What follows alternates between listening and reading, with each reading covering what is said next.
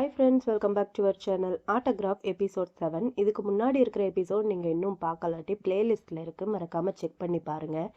இப்போ வாங்க எபிசோட் 7குள்ளே போயிடலாம். 7ஓட ஸ்டார்டிங்லேயும் லாஸ்ட் எபிசோடில் அவங்க 2 பேர் பீச்சில் இருக்கும்போது ஃப்ரெண்டு காரனும் டிஎலும் கரெக்டாக அந்த இடத்துக்கு எப்படி வந்தாங்கன்ட்டு தெரியணும் இல்லையா?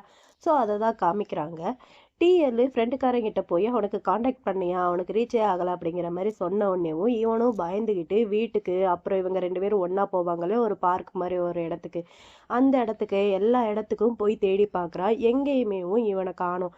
டிஎலும் சும்மா சொல்லக்கூடாது. டிஎல் என்ன பண்ணுறாருன்னா, அந்த கஃபே இருக்குல்ல, அந்த கஃபேக்கும் போய் பார்க்குறாரு. அங்கே போனால் கஃபேவும் க்ளோஸ் ஆகிருக்கு. இவங்க 2 பேர்த்துக்கும் அவன் எங்கே போயிருக்கா அப்படிங்கிற மாதிரியே தெரியல.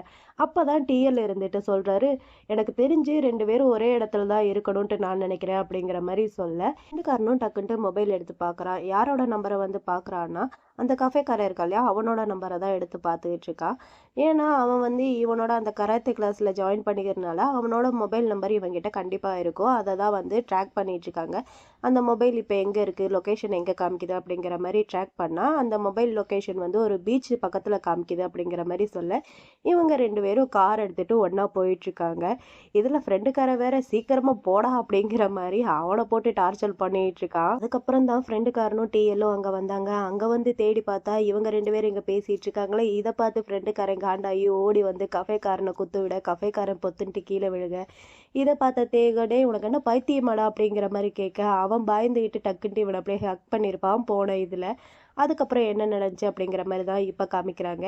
இவன் அவனை ஹக் பண்ணியிருப்பான் இல்லையா, ஹக் பண்ணிட்டேவும் நீ எதுக்கு ஃபோனை எடுக்கவே இல்லை, நான் உன்னை நினச்சி எவ்வளோ பயந்தேன் தெரியுமா அப்படிங்கிற மாதிரி கேட்க, அவன் இருந்துட்டு அது என் ஃபோன் வந்து தொலைஞ்சிருச்சு அப்படிங்கிற மாதிரி சொல்ல, இவர் இருந்துட்டு என்ன ஃபோன் தொலைஞ்சிருச்சு அப்படிங்கிற மாதிரி ஷாக்காக கேட்க, அவர் இருந்துட்டு ஆமாம் ஃபோன் வந்து மிஸ் ஆயிடுச்சு, நான் இங்கே வந்ததுக்கப்புறம் தான் அதை நோட் பண்ணேன் அப்படிங்கிற மாதிரி பேசிக்கிட்டே இருக்க, அந்த கீழே விழுந்தாலே கஃபேக்காரன் அவன் இருந்துட்டு என்ன பண்ணுறான், ஃப்ரெண்டுக்காரனை பிடிச்சி கீழே தள்ளி அடிக்க உட்காடுறான். அப்போ டிஎலும் தேகவும் தான் அந்த சண்டையை வந்து ஓரளவுக்கு ஸ்டாப் பண்ணுறாங்க, எந்த ஒரு பிரச்சனையும் வராதபடி. இந்த கஃபேக்காரன் அவனை பிடிச்சி கீழே தள்ளனா இல்லையா, அதுலேயும் ஃப்ரெண்டுக்காரன் கையில் வந்து நல்லா அடிபட்டுருச்சு போல, அவன் வழியில் அங்கே துடிச்சிட்டு இருக்கான்.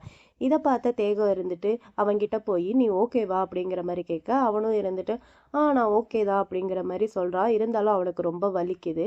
ஆனால் இந்த கஃபேக்காரன் இருந்துட்டு ஆனால் நான் ஓகே கிடையாது, அவன் கராத்தே மாஸ்டர்னா இப்படி தான் யாரை வேணாலும் அடிக்கலாமா அப்படிங்கிற மாதிரி கேட்க, அவன் இருந்துட்டு நான் தான் உங்ககிட்ட ஆல்ரெடி சொல்லியிருக்கேன்ல அவன்கிட்ட பிரச்சனை பண்ணாதன்ட்டு அப்படிங்கிற மாதிரி இவ சொல்ல, அதுக்கு கஃபேக்காரனும் இருந்துட்டு நான் அவனை எந்த ஒரு விதத்துலையும் ஹர்ட் பண்ணவே இல்லைல்ல, நீ ஏன் அந்த மாதிரி பண்ணுற அப்படிங்கிற மாதிரி இவனை கேட்க, அவன் இருந்துட்டு இப்போ நீ என்ன சொல்ல வர, மறுபடியும் என் கூட சண்டைக்கு வரையா அப்படிங்கிற மாதிரி இவங்க 2 பேரும் மறுபடியும் சண்டைக்கு நிற்க, அப்பன்ட்டு பார்த்து கரெக்டாக தேகோட வயிறுலேருந்து சத்தம் போட ஆரம்பிக்குது. இங்கே இவங்க சீரியஸாக சண்டை போட ஆரம்பிக்கிறாங்க. அப்பன்ட்டு பார்த்து தான் அவனுக்கு வயிறு வந்து கத்துது.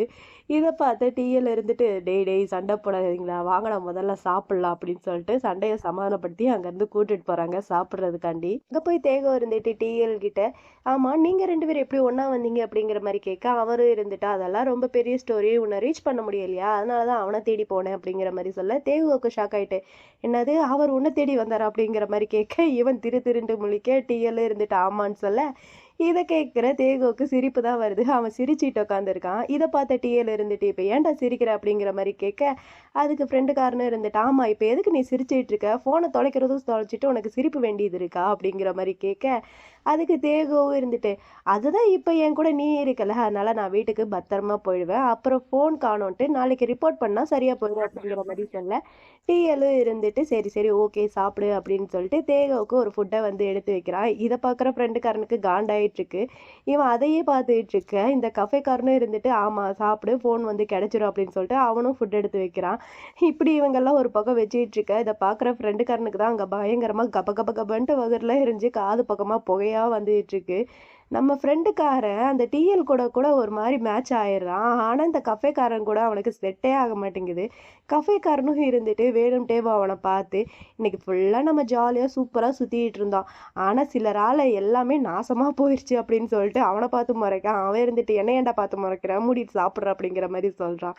இப்படியே இவங்க வந்து அங்கே ஃபன் பண்ணிகிட்டே சாப்பிட்டுட்டு இருக்காங்க. அப்படியே சாப்பிட்டு முடிச்சுட்டு மறுபடியும் எல்லாரும் அந்த பீச்சுக்கு தான் வராங்க. தேகம் இருந்துட்டு அந்த பீச்சை பார்த்துட்டு இந்த கடலை பார்க்குறதுக்கு எவ்வளோ எவ்வளோ அழகாகவும் ரெஃப்ரெஷிங்காகவும் இருக்குது தெரியுமா அப்படிங்கிற மாதிரி சொல்ல ஃப்ரெண்டுக்காரனும் இருந்துட்டு அப்போனா நம்ம கடலுக்கு அடிக்கடி வரணும் போல இருக்கே அப்படிங்கிற மாதிரி சொல்ல இவனும் அவனை பார்த்துட்டு சிரிக்கிறான். அதுக்கு டிஎல் இருந்துட்டு உனக்கு என்ன கஷ்டமா இருக்கா அப்படிங்கிற மாதிரி கேட்க இவன் இருந்துட்டு அது வந்து அதெல்லாம் இல்லை அப்படிங்கிற மாதிரி சொல்லிட்டு என்னை வேலையிலேருந்து வேற தூக்கிட்டாங்களா, அது மட்டும் இல்லாமல் இன்டர்வியூ வேற என்ன ஆச்சுன்ட்டு தெரியலை, நடக்கிற எதுவும் சரியா வேற நடக்க மாட்டேங்குதா, அதான் ஒரு மாதிரி இருக்கு அப்படிங்கிற மாதிரி சொல்ல அதுக்கு டிஎலும் இருந்துட்டு நீ ஒன்றும் கவலைப்படாத, எல்லாமே கூடிய சீக்கிரமேவும் சரியாயிரும், நீ உனக்கு தோன்றபடி நீ வேணா என்ன வேணாலும் பண்ணிக்க அப்படிங்கிற மாதிரி நம்ம டிஎல் வந்து தேகோகிட்ட சொல்ல தேகோவுக்கு ரொம்பவே ஹாப்பியாக இருக்குது. நம்ம தேகோவும் டிஎலை பார்த்து சிரிச்சுக்கிட்டு இருக்கா. இப்படி இவங்க 3 பேரும் ஒரு மாதிரி செட்டில் ஆகிறாங்க. ஆனால் அந்த கஃபேக்காரன் மட்டும் ஒரு மாதிரி தனியாகவே இருக்கான். கஃபேக்காரனுக்கு ஒரு மாதிரி இருக்குது. கஃபேக்காரன் இருந்துட்டு அங்கேருந்து போய் அந்த பீச் மண்ணில் ஒரு கல் எடுத்து தேகோ அப்படிங்கிற மாதிரி எழுதுறான். அப்படி எழுத போகும்போது அந்த மண்ணில் நம்ம தேகோவோட ஃபோன் வந்து கீழே கிடக்குது.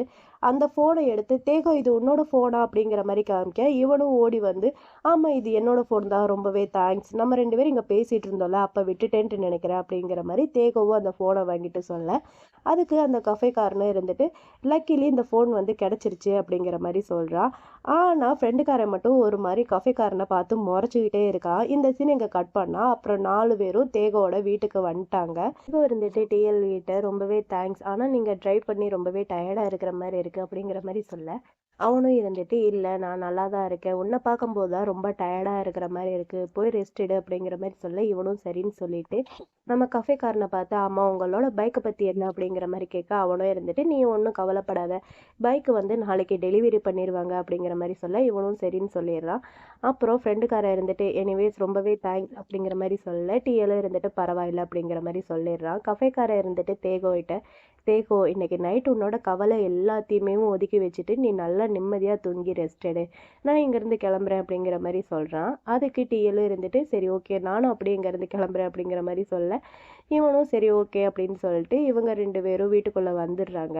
வீட்டுக்குள்ளே வந்ததுக்கப்புறம் தேகோ இருந்துட்டு ஃப்ரெண்டுக்காரங்கிட்ட அது அப்படிங்கிற மாதிரி சொல்ல வர ஃப்ரெண்டுக்காரன் இருந்துட்டு நீ ரொம்பவே டயர்டாக இருக்க அதனால் போய் தூங்கு, நம்ம இதை பற்றி நாளைக்கு எதாக இருந்தாலும் பேசலாம் அப்படின்னு சொல்லிட்டு அங்கேருந்து போகிறான். அப்படி போகும்போது அவங்களுக்கு அந்த கை வந்து ரொம்ப வலிக்குது போல், ஒரு மாதிரி வழியில தான் அங்கேருந்து போகிறான். தேகோவும் வீட்டுக்கு வந்துட்டு இங்கே ஃப்ரெண்டுக்காரனை பற்றியே தான் திங்க் பண்ணிகிட்டு இருக்கான். ஃப்ரெண்டுக்காரன் இவனை தேடிட்டு வந்தது, கஃபேக்காரனை அடித்தது, அப்புறம் இவனை ஹக் பண்ணது, அதுக்கப்புறம் அந்த பீச்சில் நின்றுக்கிட்டு அப்போனா நம்ம அடிக்கடி இங்கே வரணும் போல் இருக்கே அப்படிங்கிற மாதிரி சொன்னது, அதுக்கப்புறம் இவங்க 2 பேரும் அந்த கிஸ்ஸுக்கு அப்புறம் பேசவே இல்லைல்ல, அவாய்ட் பண்ணிகிட்டே இருந்தாங்க இல்லையா, அப்போ ஃப்ரெண்டுக்காரன் இருந்துட்டு சொல்லியிருப்பான் ஏன் இப்படி அவாய்ட் பண்ணிக்கிட்டே இருக்க, அது வந்து கோஇன்சிடெண்ட்டாக நடந்திருந்தாலும் அப்படி இல்லாட்டி நீ சொன்ன மாதிரி குடிபோதையில் நடந்திருந்தாலும் அப்புறம் எதுக்கு உனக்கு டைம் வேணும் அப்படிங்கிற மாதிரி கேட்டிருப்பான். அதையும் நினச்சி பார்க்குறான். அப்புறம் இவன் அவனை கிஸ் பண்ணது, அதனால அவன் இவனை கிஸ் பண்ணது அப்படின்னு சொல்லிட்டு எல்லா மூமெண்ட்டையும் இவன் நினச்சி பார்த்துக்கிட்டு இருக்கான்.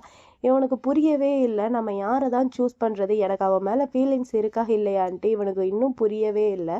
ஒரு மாதிரி கன்ஃபியூஷன்லேயேவும் பையன் அதையே நினச்சி திங்க் பண்ணிகிட்டே இருக்கான். அப்புறம் இங்கே டிஎலை தான் காமிக்கிறாங்க. டிஎல் வந்து அவரோட மேனேஜரை பார்க்கலாம் அப்படின்னு சொல்லிட்டு அந்த ரூமுக்கு வர மேனேஜர் வேற யாரோ ஒருத்தவங்க கூட உட்காந்து பேசிகிட்டு இருக்காங்க. நம்ம தேகோவை வேலையை விட்டு தூக்குனாங்க இல்லையா, அதை பற்றிட்டு தான் பேசிகிட்டு இருக்காங்க போல். இவனுக்கு என்ன ஏதுன்ட்டு ஒன்றும் புரியலை. ஆனால் இவனுக்கு அவங்க 2 பேர் மேலேயும் கொஞ்சம் டவுட் இருக்குது. ஒரு மாதிரி அவனையும் பார்த்துக்கிட்டு இருக்கான் இவன். அந்த பக்கம் ஃப்ரெண்டுக்காரனை காமிச்சா ஃப்ரெண்டுக்காரன் வந்து அந்த பாக்ஸிங் பேக் இருக்கு இல்லையா, அது கூட வந்து ஒர்க் அவுட் இதெல்லாமே பண்ணிகிட்டு இருக்கான். அப்பன்ட்டு பார்த்து அவனுக்கு அந்த கை இருக்கு இல்லையா, அந்த கை வந்து இன்னும் அதிகமாக வலிக்க ஆரம்பிச்சிருச்சு போல். பையன் அப்படியே கீழே விழுந்துட்டு வலியில் துடிக்க ஆரம்பிக்கிறான். அப்போ அந்த அசிஸ்டண்ட் இருக்கான்ல, இவனோட அசிஸ்டண்ட், அவன் தான் அங்கே வந்துட்டு என்னாச்சு அப்படிங்கிற மாதிரி கேட்டுட்டு அவனை வந்து ஹாஸ்பிட்டலுக்கு கூட்டிகிட்டு போயிருப்பான்ட்டு நினைக்கிறேன். ஏன்னா அதை வந்து காமிக்கல, அந்த சீனை அங்கேயே கட் பண்ணிட்டாங்க அவன் வந்ததோட. இங்கே தேகோக்கு வந்து ஃப்ரெண்டுக்காரனு இவனும் ஸ்கூல் படிக்கும்போது எடுத்த அந்த ஃபோட்டோஸ் இது எல்லாத்தையுமே பார்த்துக்கிட்டு இருக்கான். இவன் இப்படி பார்த்துட்டு இருக்க அம்மா சடனாக காஃபி கொண்டு உள்ளே வந்துடுறாங்க. பையன் ஒரு நிமிஷம் பயந்துட்டு அம்மா நான் பயந்தே போயிட்டேன் தெரியுமா அப்படிங்கிற மாதிரி சொல்ல அம்மாவும் இருந்துட்டு ஏன்டா லவ் லெட்டரா படிக்கிற, எதுக்கு இப்படி ஓவராக ஷாக் ஆகிற அப்படிங்கிற மாதிரி கேட்டுட்டேவே அந்த ஃபோட்டோஸ் இதெல்லாமே பார்த்துட்டு டே இதெல்லாம் நீங்கள் ஸ்கூல் படிக்கும்போது எடுத்த ஃபோட்டோ தானே, அதில் எவ்வளோ அழகாக இருக்க தெரியுமா நீ அப்படிங்கிற மாதிரி சொல்ல இவ இருந்துட்டு அம்மா அப்படா நான் இப்போ அழகா இல்லையா அப்படிங்கிற மாதிரி சொல்கிறான். அதுக்கு அம்மாவும் இருந்துட்டு, இப்போதான் நீ எரும மாடு மாதிரி வளர்ந்துட்டல, அதனால அழகாலாம் இல்லை அப்படிங்கிற மாதிரி சொல்லிட்டு, இன்னும் நீ அவன் கூட சமாதானம் ஆகலையா அப்படிங்கிற மாதிரி கேட்க, இவனும் இருந்துட்டு, அம்மா நாங்கள் சண்டையே போடலம்மா அப்படிங்கிற மாதிரி சொல்ல, அம்மா இருந்துட்டு, அதான் நீ சொல்றது வந்து நல்லா தெரியுதுல்ல, ஆனால் இங்கே பாரு உங்க 2 பேத்துக்குள்ள என்ன பிரச்சனைலாம் எனக்கு தெரியாது. ஆனால் இந்த டைம் நீ தான் கொஞ்சம் விட்டு கொடுத்து போகிற மாதிரி இருக்கும். அவன் கூட கொஞ்சம் விட்டு கொடுத்து தான் போக இந்த டைம். ஏன்னா ஒவ்வொரு டைமும் அவன் தான் விட்டு கொடுத்து போவான் உன்கிட்ட. அவன் எல்லா பிரச்சனையும் சமாளிச்சிருவான். இந்த டைம் நீ பண்ணு அப்படிங்கிற மாதிரி சொல்லிட்டு அம்மா அங்கேருந்து போயிடுறாங்க காஃபி குடின்னு சொல்லிட்டு. இவனும் அம்மா சொன்ன எல்லாத்தையுமேவும் திங்க் பண்ணிட்டேவோ அந்த ஃபோட்டோஸ் எல்லாத்தையுமே அப்படியே ஒவ்வொன்றா எடுத்து பார்த்துக்கிட்டே இருக்கான். இவன் இப்படி பார்த்துக்கிட்டு இருக்க நம்மளுக்கும் இவங்க 2 பேத்துக்கு நடுவில் இருக்கிற அந்த க்யூட்டான மூமெண்ட் எல்லாத்தையுமேவும் ஃப்ளாஷ்பேக்காக நம்மளுக்கு வந்து காமிக்கிறாங்க. இவங்க 2 பேர் ஸ்கூல் முடிச்சுட்டு வெளியே வர ஓடி பிடிச்சி விளையாண்டது, ஐஸ்கிரீமுக்காண்டி 2 பேரும் சண்டை போட்டது, அப்புறம் ஸ்கூல்லாம் படித்து முடிச்சுட்டு நம்ம தேகோ வந்து காலேஜில் ஜாயின் பண்ணுறதுக்காண்டி அப்ளை பண்ண போகும்போது இவன் தான் பக்கத்துலேயே இருப்பான். அந்த அப்ளை சக்ஸஸ் ஆன உடனேவும் 2 பேருக்கு ரொம்பவே ஹாப்பி ஆகிட்டு 2 பேரும் ஒன்றா ஹக் பண்ணியிருப்பாங்க. அப்போ நம்ம ஃப்ரெண்டுக்காரனுக்கு ஒரு மாதிரி இருந்திருக்கும். நம்ம ஃப்ரெண்டுக்காரனுக்கு அப்பத்துல இருந்தே தேகோ மேலே ஒரு கண்ணு, தேகோவை ரொம்பவே பிடிச்சிருந்துச்சு போல். எல்லாத்தையுமேவும் நினச்சி பார்த்துட்டு அவனோட மொபைலை எடுத்து, சாரி என்னால் உங்கள் ஃபீலிங்ஸை வந்து அக்செப்ட் பண்ணிக்க முடியாது அப்படின்னு சொல்லிட்டு மெசேஜ் பண்ணுறான். எனக்கு தெரிஞ்சு டிஎலுக்கு தான் பண்ணுறான்ட்டு நினைக்கிறேன். இவன் இப்படி மெசேஜ் பண்ணி முடிக்க இவனுக்கு வந்து ஒரு ஃபோன் கால் வருது. எனக்கு தெரிஞ்ச அந்த ஃபோன் கால் வந்து அந்த அசிஸ்டண்ட் கிட்ட இருந்து தான் வருதுன்ட்டு நான் நினைக்கிறேன். இவனும் அந்த காலை அட்டன் பண்ணி ஹலோ அப்படிங்கிற மாதிரி சொல்ல, அந்த பக்கத்தில் இருந்து என்ன சொன்னாங்கன்னுலாம் தெரியல. இவன் அதை கேட்டுட்டு ஷாக் ஆகிட்டு அங்கேருந்து ஓட ஆரம்பிக்கிறான். ஓடுறான் ஓடுறான், அவன் பாட்டுக்கு ஓடுறான். அப்படி ஓட போகும்போதேவும் இவங்க 2 பேத்துக்குள்ளே நடந்த அந்த க்யூட்டான மூமெண்ட்டு, கொஞ்சம் சேட் மூமெண்ட்டு இப்படின்ட்டு எல்லாத்தையுமே ஒரு கலவையாக நினச்சி பார்த்துக்கிட்டு இருக்கா. அப்படியே பின்னாடி பேக்ரவுண்டில் ஓடிக்கிட்டே இருக்கு. இவன் வந்து அந்த கோட் ரெட் பற்றி பேசினது, அப்புறம் இவனை காணோன்னு சொல்லிட்டு அவன் பயந்து போய் ஓடி வந்தது அந்த கஃபேக்கு, அப்புறம் டிஎல்லும் இவனும் அந்த கொஞ்சம் கிஸ் பண்ணுற மாதிரி பக்கத்தில் இருக்க போது அவன் கையை பிடிச்சி அங்கேருந்து கூட்டிகிட்டு வந்தது, இப்போ இவனை அடித்தது, ஹக் பண்ணது அப்படின்னு சொல்லிட்டு அந்த ஒவ்வொரு மூமெண்ட்டையும் அப்படியே அவன் நினச்சி பார்த்துக்கிட்டேவும் பின்னாடியே ஓடி வந்துட்டுருக்கான். இப்படி மூச்சு வாங்க ஓடி வர்றதுக்கு ஒரு காரில் ஏறி வந்தால் நல்லா இருந்திருக்கும்ல, அதை விட்டுட்டு ஏன் தான் இவன் இப்படி மூச்சு வாங்க ஓடி வந்துட்டுருக்கான்ட்டு தெரியல. அதே சமயம் அந்த பக்கம் ஃப்ரெண்டுக்காரனை காமிச்சா, ஃப்ரெண்டுக்காரன் ஹாஸ்பிட்டலுக்கெலாம் போய் கையில் கட்டு போட்டுட்டு வெளியே வரான். இவன் கரெக்டாக வெளியே வர அவனும் ஓடி வரன்ட்டு கரெக்டாக இருக்குது. ஓடி வந்தவன் இவனை வந்து டக்குன்ட்டு ஹக் பண்ணிட்டான். ஹக் பண்ணதில் ஃப்ரெண்டுக்காரனுக்கு அட்டர் ஷாக்காக இருக்குது. இவன் எதுக்கு இப்படி ஹக் பண்ணுறான் அப்படிங்கிற மாதிரி அவனையே பார்த்துட்டு இருக்க. அவனா அழுக ஆரம்பிச்சிட்டான். இவன் இருந்துட்டு, டேய் இப்போ ஏன்டா அழுகிற, இது ஜஸ்ட் ஒரு இன்ஜுரி மட்டும்தான், எனக்கு ஒன்றும் இது ஒன்றும் ஃபர்ஸ்ட் டைம் இல்லைல்ல, இதே மாதிரி நிறையா தாட்டி அடிபட்டிருக்கல அப்படிங்கிற மாதிரி ஃப்ரெண்டுக்காரனும் தேகோ கிட்ட சொல்ல, தேகோ ஹக் பண்ணிட்டு பயங்கரமாக அழுக ஆரம்பிக்கிறான். அப்போனா இதுக்கப்புறம் இந்த மாதிரி பண்ணாத அப்படிங்கிற மாதிரி சொல்கிறான். அதுக்கு இவனும் இருந்துக்கிட்டு, சரிடா ஓகே நான் இப்போ நல்லா தான் இருக்கேன் அப்படிங்கிற மாதிரி சொல்ல, அவன் இன்னும் அவனை விட்டுட்டு வர்ற மாதிரி இல்லை. இன்னும் ஹக் பண்ணிட்டேவோ என்னால் இன்னும் ஹேக் பண்ண முடியல, எதுவும் நடக்காத மாதிரி அப்படிங்கிற மாதிரி சொல்ல, இவனுக்கு புரியலை என்ன சொல்ல வரான்ட்டு. என்ன அப்படிங்கிற மாதிரி கேட்க, அதுக்கு அவனும் இருந்துக்கிட்டு, அது அந்த ஃபர்ஸ்ட் கிஸ் எதுவும் நடக்காத மாதிரி என்னால் இருக்க முடியல அப்படின்னு சொல்லிட்டு ஐ லைக் யூ அப்படிங்கிற மாதிரி சொல்லிடுறான். இவனுக்கு அட்டர் ஷாக்காக இருக்குது. ஒரு மாதிரி அந்த முட்டைக்கண்ணை முழிச்சு வச்சு பார்த்துக்கிட்டு இருக்கா. என்னடா சொன்னேன் அப்படிங்கிற மாதிரி பார்த்துக்கிட்டே இருக்க. இவன் இருந்துட்டு, எனக்கு உன்னை பிடிச்சிருக்குன்ட்டு நான் சொன்னேன்டா அப்படிங்கிற மாதிரி சொல்ல, அவன் இன்னும் அட்டர் ஷாக்லேயே தான் பார்த்துக்கிட்டு இருக்கா. இவன் இருந்துட்டு, டேய் நான் உன்னை பிடிச்சிருக்குன்ட்டு சொல்கிறேன்டா, நீ ஏதாவது சொல்லுடா அப்படிங்கிற மாதிரி கேட்க, அவன் இன்னும் பார்த்துக்கிட்டே தான் இருக்கான். இவனோட மூஞ்சி அப்படியே டல்லாக ஆரம்பிக்குது. அவன் இருந்துட்டு, டேய் தேகோ இங்கே பாரு, இதுக்கப்புறத்துல இருந்து நீ திரும்பியெல்லாம் போக முடியாது, உனக்கு புரிஞ்சதா, இதுக்கப்புறத்துல இருந்து நான் ஒன்றும் உன்னோட ஃப்ரெண்டெல்லாம் கிடையாது அப்படின்னு சொல்லிட்டு இவன் அவனை டக்குன்ட்டு கிஸ் பண்ணிடுறான். அந்த கிஸ்ஸை இவனும் அக்செப்ட் பண்ணிட்டு அப்படியே 2 பேரும் டீப்பாக நடு ரோட்லேயே கிஸ் பண்ண ஆரம்பிக்கிறாங்கப்பா. இந்த கிஸ்ஸோட எபிசோட் 7 இங்கே முடியுது. அடுத்த எபிசோட் ஃபைனல் எபிசோட், அதை பார்க்குறதுக்கு மறக்காமல் நம்ம சேனலை சப்ஸ்கிரைப் பண்ணி வச்சுக்கோங்க. இந்த எபிசோடு எப்படி இருந்துச்சு, நல்லா இருந்துச்சா, அவங்களுக்கு பிடிச்சிருந்துச்சுன்னா இந்த எபிசோடுக்கு மறக்காமல் ஒரு லைக்கை போட்டுருங்க. Okay bye.